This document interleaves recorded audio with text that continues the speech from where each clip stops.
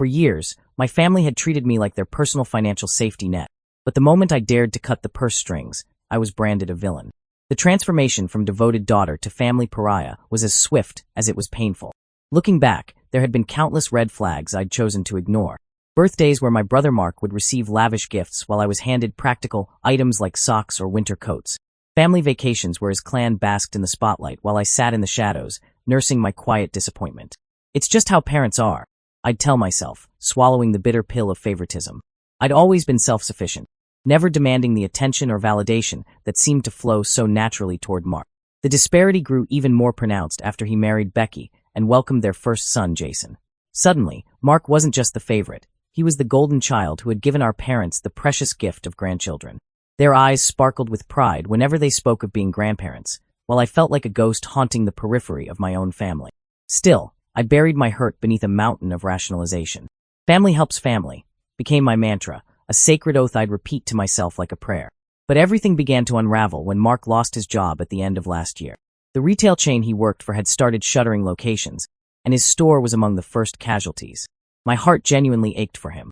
I'll never forget Becky's tear-choked voice when she called my parents, distraught over how they'd survive on her meager part-time bakery salary. The loss of Mark's paycheck hit them hard, not surprisingly, given his notorious mismanagement of money. But rather than helping him develop a practical strategy to regain his financial footing, my parents proposed a solution that would upend my world. They invited Mark, Becky, and their 2 children to move in with them. On paper, it might have seemed reasonable, family sticking together through hard times, plenty of space to share. The space they so generously offered, however, was mine, and therein lay the crushing betrayal. The ambush came on a Sunday evening. I had just returned from an exhausting work trip, my bones crying out for the comfort of my bed and the solace of a hot shower. The moment I crossed the threshold, the air felt thick with tension. My parents were waiting at the kitchen table, Dad fidgeting with his watch in his characteristic silence, Mom wearing that carefully crafted expression of concern that always preceded bad news. "Sarah, honey, we need to talk," Mom began, her voice tight with barely concealed anxiety. Exhausted and wary, I dropped my bag by the door and sank into a chair. Mom didn't waste time with pleasantries. "You know how difficult things have been for your brother since he lost his job. He has Becky and the kids to think about, and they really don't have anywhere else to go." My heart plummeted into my stomach. Even before I asked the question, I knew the answer would shatter my world. Still, I forced the words past my lips. "So where are they going to stay?" Mom's smile was a masterpiece of rehearsed sympathy. "The basement suite is perfect for them. It's separate from the main house, so they'll have their privacy. Becky and the kids will be comfortable there." I stared at her, struggling to process this surreal conversation. "Wait, my basement suite? Where am I supposed to go?" Dad finally broke his silence, though his voice was barely above a whisper. "We've set up the hobby room for you. It's cozy. You'll have plenty of space." The absurdity of his statement hit me like a physical blow. The hobby room was nothing more than a glorified closet, stuffed with Mom's sewing machine, boxes of seasonal decorations, half-finished projects, and towering stacks of fabric. It wasn't a bedroom by any stretch of the imagination. Hoping against hope that this was some bizarre prank, I asked, "You're kidding, right?" Mom's tone turned defensive, sharp edges creeping into her words. "It's only temporary, Sarah. Besides, this is our house, and we need to make decisions that benefit the family as a whole. You'll be fine in the hobby room for now." That phrase, "it's our house," landed like a slap across my face. I sat in stunned silence as the conversation concluded, watching my parents congratulate themselves on their generosity and problem-solving prowess. What was the point of arguing? The decision had been made without my input or consent. Mark was moving in, and my comfort, my space, my sense of home, none of it mattered. That night, I methodically packed my laptop, clothes, and toiletries, each item I tucked away feeling like another nail in the coffin of my family relationships. Standing in my basement suite, I let my eyes wander over the space I'd carefully crafted into a sanctuary over the years. The flickering warmth of my favorite scented candles, the plush comfort of my carefully chosen throw blankets, the towering bookshelves filled with beloved volumes. All of it was being stripped away to make room for Mark's family. The worst part wasn't losing the space. It was the casual way they dismissed my feelings, treating me like a minor character in someone else's story rather than a person with needs and emotions of my own. By morning, a cold clarity had settled over me like frost. I couldn't stay, not in the hobby room, not in a house where I'd been demoted to an afterthought. With surgical precision, I formulated a plan. I booked a modest, all-inclusive resort in the Florida Keys for my 2 weeks off between work trips. It wasn't luxurious, but it was cheaper than throwing away $1,600 on a property I no longer inhabited. and it offered something I desperately craved: peace and quiet. When I informed my parents of my plans, their response was tepid at best. "Well, if that's what you need to do," Mom said, her words dripping with barely concealed disappointment.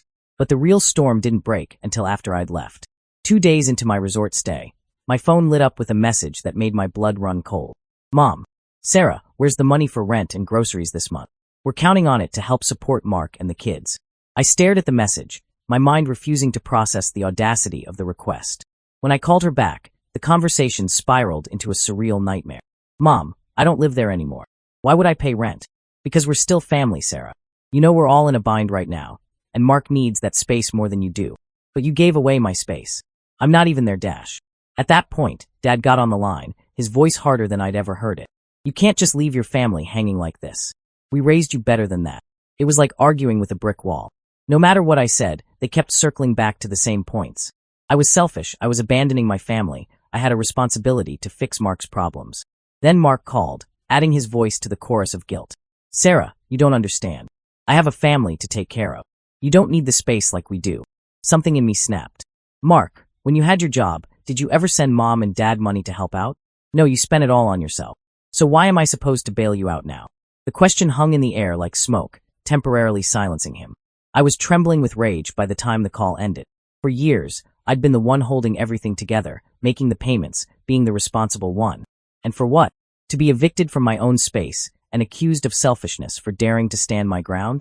In that moment, crystal clarity cut through years of conditioning. This wasn't about supporting my family anymore. This was about control. They had cast me in a role I never agreed to play, and now they were punishing me for refusing to continue the performance. Out of lingering guilt, I sent Mom $400 for groceries, but that was it. I would no longer subsidize their lives at the cost of my own. What I didn't realize then was that this was just the beginning. My refusal to play by their rules would trigger a tsunami that would rock the entire family, and I never could have predicted just how far they would go to try to force me back in line. The escalation began with a seemingly innocuous email from my mother. "Sarah, we've scheduled a family meeting for this Sunday at 3 p.m. It's important. Your aunts, uncles, and cousins will be there. Please don't miss it." The pleas dripped with passive-aggressive venom, and my stomach churned at the thought of this orchestrated ambush. Were they really planning to parade my supposed sins before the entire extended family? Did they honestly believe that a mass intervention would bend me to their will? I nearly ignored it completely, letting them shout into the void. But I knew that would only reinforce their narrative. Sarah's avoiding us because she knows she's wrong. So at 2:55 p.m., with dread coiling in my gut like a serpent, I joined the video conference.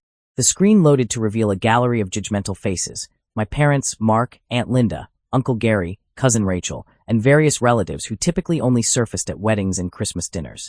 Mom wasted no time, her voice dripping with manufactured concern, as if I were a wayward child rather than an adult defending her boundaries. "Sarah, we're all here because we're concerned about you and the decisions you've been making lately." What followed was 30 minutes of coordinated guilt-tripping and accusations from every corner of the screen. Aunt Linda's sanctimonious lecture about family duty, Uncle Gary's stern reminders of parental sacrifice, Cousin Rachel's patronizing comments about independence versus family obligation. It was a masterclass in emotional manipulation. Mark, ever the skilled victim, delivered the coup de grace.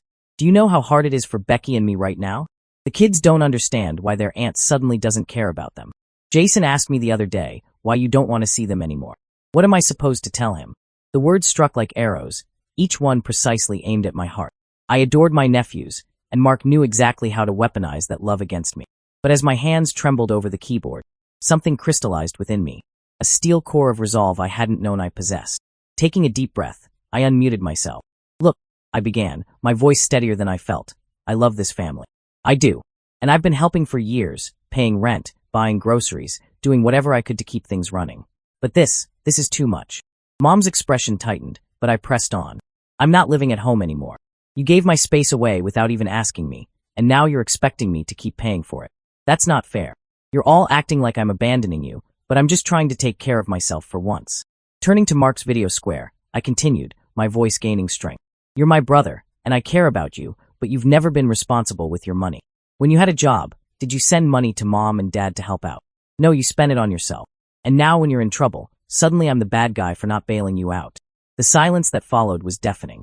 Uncle Gary frowned, Aunt Linda looked scandalized, and Mom was on the verge of tears. Dad sat with his arms crossed, refusing to meet my eyes. "Sarah," Mom finally said, We just don't understand why you're acting like this. This isn't like you. That was it, the last straw. This is me, Mom. I'm just not the doormat you've gotten used to. With a satisfying click, I left the meeting. The text started immediately. Mom, you didn't have to humiliate us like that, Sarah. Mark, you've changed. I hope you're happy leaving your family behind. Aunt Linda, I can't believe how disrespectful you were to your parents. I ignored them all. I no longer owed them explanations, though I couldn't stop the guilt from gnawing at my insides. I'd always been the good girl, the responsible daughter who never caused trouble growing up. Standing up for myself felt alien, as if I were violating some sacred family covenant. That evening, I sat on my couch with a glass of wine, trying to process it all. The more I thought about it, the clearer it became. This was about more than just money and space. It was about control. My family had relied on my compliance for years, and they had no playbook for handling my defection from their carefully constructed hierarchy. I had no regrets about what I'd said during the meeting. It was the first honest thing I'd said to them in years. If anything, I knew the worst was yet to come. My family wouldn't surrender their control quietly. They were just getting started. The aftermath of the family meeting proved me right. If anything, my refusal to back down only intensified their efforts. Boundaries weren't something my family respected. They saw them as obstacles to be overcome. Their attempts to pull me back into the fold became more blatantly intrusive, the manipulation more desperate, and the guilt trips more acute. It happened a few days after the family meeting. My coworker Sam stopped by my desk as I was finishing up a client report. Hey Sarah, some woman called reception asking for you, said she was your mom. She left a message with Emily, but I think you should hear this. My stomach dropped as I followed him to reception, where Emily handed me a sticky note with a puzzled expression. The message read, "This is Sarah's mother, Nancy Evans. We're going through a difficult family situation, and I need to discuss some pressing issues that may be affecting her ability to focus at work. Please encourage her to take initiative. Thank you." I stood frozen, staring at the note as if it might burst into flames in my hands. My mother had called my workplace. Not because of an emergency, not to check on my well-being, but to leave a message implying I wasn't pulling my weight with the family. The humiliation burned through me like acid. Sam smiled awkwardly. Everything okay?" I gave a stiff nod. "Yeah, it's fine. Just family stuff." But it wasn't fine. As soon as I got home that night, I called my mother. "Why would you call my work, Mom? That's completely out of line." "I had to get your attention somehow," she snapped, as if I were the one being unreasonable. "You're not listening to us, Sarah. Maybe hearing it from someone at work will help you see how serious this is." I couldn't believe what I was hearing. "My work has nothing to do with you, or Mark, or your bills. You can't drag my professional life into this. We're your family." Mom didn't hesitate. "We come first. You need to start acting like it." "No," I said firmly. "I don't. I need you to respect my boundaries, and I need you to leave my job out of this." She laughed, actually laughed. "This isn't about boundaries, Sarah. This is about family loyalty. You're abandoning us, and you don't even see it." I ended the call. Arguments were pointless. My mother was so entrenched in her narrative that nothing I said would change it. When I woke up the next morning, I was flooded with notifications. Without even looking at my phone, I knew who it was from. Mark had made a Facebook post, of course. His initial post was vague, just enough to elicit sympathy without providing specifics. You learn who your true family is during hard times. When it's inconvenient for them, some people forget where they came from. We're trying our best, but it's hard when certain people refuse to help. The comments poured in. "Stay strong, Mark. You've got this. Family is everything. Whoever's disappointing you will regret it one day. You don't need toxic people in your life. Focus on your beautiful family." But the coup de grace was Mark's direct message to me. "Jason keeps asking why you don't come around anymore. Should I tell him his aunt doesn't care about him?" I sat staring at my phone, feeling both furious and heartbroken. I knew how much I loved Mark's children, and I hated how he was using them as weapons against me. But this was classic Mark. Play the victim, garner sympathy, paint me as the villain. I didn't respond. I refused to play his game. My parents, predictably, had to try something else. It was only a matter of time. That Saturday morning, I was enjoying a rare moment of peace with my coffee when a knock came at my door. Looking through the peephole, my heart sank. There they stood, Mom and Dad on my doorstep, Mom clutching a manila envelope. I considered not answering. I knew they wouldn't leave, but I could have pretended I wasn't home. Taking a deep breath, I opened the door. "What are you doing here?" Without waiting for an invitation, Mom pushed past me as if she owned the place, Dad following in her wake. They settled themselves on my couch, and Mom pulled out the folder. "We need to talk about finances," she said, laying out receipts and bills on my coffee table. I rubbed my temples. "Mom, we've been through this. I'm not paying for a house I don't live in anymore." "Sarah, you don't understand," Dad said, his voice stern. "We're struggling. Mark's struggling. The roof needs repairs before winter, and there are school fees for Jason and Liam. It's not just about you. I exploded. It's always about me, Dad. It's about what I can give, what I can pay for, what sacrifices I can make to keep everyone else comfortable. Well, I'm done. I'm not your ATM, and I'm not responsible for Mark's problems. We're not asking for much, Sarah. Mom shot back, her voice cracking. Just $2,000 a month to help with the basics. Is that really so unreasonable? I stared at her, stunned. You think $2,000 a month is not much? Are you hearing yourself right now? The argument deteriorated from there. Every time I tried to defend my position, they countered with blame and guilt. After everything we've done for you, family is supposed to help each other. Mark has kids to think about. You don't understand because you're single. I'd finally had enough. I stood up and pointed to the door. You need to leave. Mom looked at me as if I'd slapped her. Sarah Dash. You need to go. They gathered their things and left, Dad muttering something under his breath as they slammed the door behind them.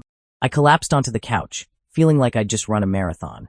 My chest was tight, my head was pounding, and I kept replaying the argument, my dad's disappointment, my mom's tears, how I felt like I was failing them. But I knew in my heart that I wasn't. I was just tired. Tired of being the repair person for everyone else's problems.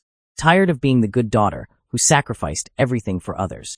I spent the rest of the day in a daze, oscillating between melancholy and anger, feeling the weight of the pressure, the guilt, and the relentless manipulation. That night, lying in bed, I made a promise to myself. I wouldn't let them pull me back in. No matter how much they tried to guilt me, no matter how hard they pushed, I would not back down. I owed it to myself to stop being their crutch. But they weren't finished yet. Not by a long shot.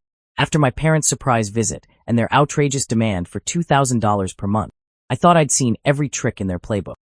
I convinced myself I was finally prepared for their guilt trips and emotional manipulation. I believed that if I just held my ground, they would eventually back off. But those who thrive on control don't give up easily. They escalate. The next week felt like living in a pressure cooker. My parents had quickly spread the word about their selfish daughter abandoning them in their time of need. I didn't realize how far they'd gone until I started getting calls and texts from relatives I hadn't spoken to in years. Uncle Gary was first, once again playing the family peacekeeper. Sarah, your mom called me crying. She's heartbroken about everything that's happening. I get that you're upset, but can't you just compromise a little? Family is more important than pride. I stared at my phone, jaw clenched. How had pride entered into this? Was it prideful to live out of a suitcase half the month and not want to pay someone else's mortgage? Then came a text from my cousin Rachel, who always loved sticking her nose where it didn't belong. I don't mean to be rude, but this is kind of ridiculous. Are you really just letting your brother and his kids suffer, Sarah? I didn't think you were like that. Whatever the truth was, my parents had crafted their own version of events, casting me as the villain, the one who had abandoned her family, who cared more about money than her struggling brother and his helpless children. They'd turned me into the black sheep overnight.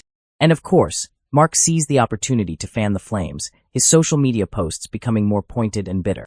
Some people say they care about family, but when times get tough, they're nowhere to be found. I'll do whatever it takes to make sure my children are taken care of, even if it means carrying this burden alone. My phone buzzed with a notification from a group chat I shared with my cousins, and I ignored it until Rachel shared a screenshot of Mark's latest post, adding, "Yikes, he's talking about you, isn't he?" His friends and random acquaintances flooded the comments with sympathy and encouragement, but none of them knew the truth. And Mark didn't care. The humiliation was crushing. Mark knew exactly what he was doing, portraying himself as the never-give-up father, the struggling hero, and me as the cold-hearted, selfish sister who refused to help. Just when I thought things couldn't get worse, my mother crossed another line. Tuesday morning, I was in the middle of a conference call when my boss, Tom, knocked on my office door. Tom looked uncomfortable. "Can I speak with you for a moment, Sarah?" Dread pooled in my gut as I nodded and muted my phone. Tom closed the door behind him and sat across from me. "Your mom called the office again," he said carefully. "She didn't speak to me directly, but she left a message with reception." Shame flooded my face. "I'm so sorry. I'll take care of it." "It's okay." Tom held up his hand. "Family matters come up. I just wanted to make sure everything was all right. Let me know if you need any time off to deal with whatever this is." "There's nothing to deal with," I said sharply, hating that my mother had brought my work life into her mess. "I'll make sure it doesn't happen again." Tom nodded and left, but the damage was done. I sat at my desk for a long time, staring blankly at my computer screen. How dare she? My workplace had been the one sanctuary I'd managed to keep separate from my family's chaos. And now she was invading that too. My parents were pushing harder, my brother was weaponizing his children, and the rest of the family had chosen sides. By the end of the week, I was emotionally exhausted. The texts, phone calls, and gossip felt relentless. I couldn't go a day without someone trying to manipulate or guilt-trip me back into submission. Saturday afternoon, I had just finished cleaning my apartment when a knock came at the door. I knew who it was without even looking through the peephole, so I opened it to find Mark standing there, arms crossed, wearing his practiced frown. This was the last straw. "What are you doing here, Mark?" I asked. He didn't waste time with pleasantries. "Sarah, we need to talk. This has gone on long enough." I blocked the doorway, crossing my arms. "No, Mark. There's nothing to talk about. You need to go." His voice rose to a shout. "You don't get to just walk away from your family. Jason and Liam can't understand why their aunt doesn't care about them anymore. Mom and Dad are heartbroken because of you. You're tearing us apart." Something broke inside me. "I'm not the one who walked away, Mark. You did that when you decided I owed you something just because I worked harder and made better choices. I'm done carrying you." Mark stood there stunned, as if no one had ever spoken to him that way before. "Go home, Mark," I said softly. "Take care of your own family. I'm done." I heard his footsteps retreating, and a wave of exhaustion crashed over me. I stood there trembling for a moment, half expecting him to knock again or yell through the door, but he didn't. My family wasn't just asking for help. They felt entitled to it. My money, my time, my life. And when I dared to refuse, they made it their mission to punish me for it. That night, I sat on my couch and stared at the wall, thinking about everything that had happened over the past few months. The eviction from my basement suite, the constant guilt trips, the invasion of my workplace, the lies Mark spread online. In that moment, I realized I had two choices. I could continue fighting this losing battle, or I could walk away. The next morning, I called my friend Jessica, one of the few people who had supported me through this ordeal. "Jess, I'm moving," I declared. "Where to?" "I don't know yet. Out of state. Far away. I need a fresh start." Without hesitation, Jessica said, "Good. You deserve it, Sarah. Do it for you." Over the next 2 weeks, I set the pieces in motion, applying for a job transfer within my company and beginning to search for apartments in Charlotte, North Carolina. I'd always wanted to visit the city, and it was far enough to give me space without feeling like I was running away. The day I packed up my car and left Columbus, I left a short note on the kitchen table at my old house, but I kept it a secret from both Mark and my parents. "I love you, but I can't keep living like this. Maybe one day you'll understand." I don't know if they ever will. As I drove down the highway toward Charlotte, I experienced a strange mix of emotions: relief, anger at how my family had treated me, grief for the family I had to leave behind. But for the first time in years, I felt free. Free from obligations that weren't mine, free from guilt, free to start over. The miles behind me made it clear. I wasn't running away. I was choosing myself, and for once, that was enough.